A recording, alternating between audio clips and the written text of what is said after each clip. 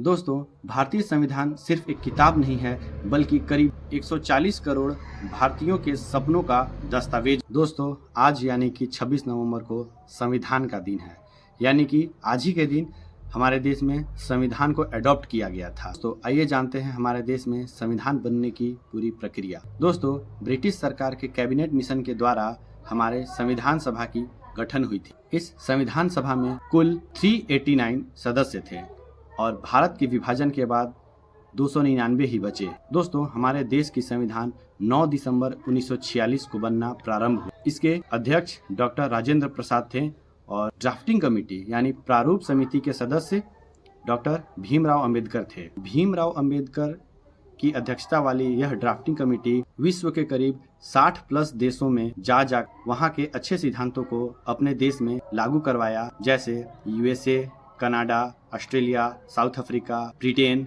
सभी जगह जाकर वहाँ के अच्छे सिद्धांतों को, जो वहाँ के अच्छी सिद्धांत हैं, वह हमारे देश में लाई गई। इसके बाद भारतीय परिस्थिति के अनुसार उसमें संशोधन कर प्रारूप तैयार किया गया। यह प्रारूप को जनता के लिए भी प्रकाशित किया गया था, जिसमें भारत के जनता के द्वारा भी उनका सुझाव लिया गया। करीब 7500-7600 से ऊपर सुझाव आए, जिसमें संशोधन कर भारत के लिए एक संविधान का प्रारूप तैयार हुआ। संविधान सभा में करीब 165 दिन बहस चला और फाइनली जाकर 26 नवंबर 1949 को हमारे संविधान सभा ने भारतीय संविधान का गठन किया। संविधान बनने में करीब 2 साल 11 महीने और 18 दिन लगे। दोस्तों, पर हमारे देश की संविधान 26 जनवरी 1950 को लागू हुआ और भारत एक गणतंत्र राज्य बना। दोस्तों, आखिर 26 नवंबर 1949 को संविधान बनने के बाद यह 26 जनवरी 1950 को क्यों लागू हुआ, तो इसके पीछे तर्क यह है कि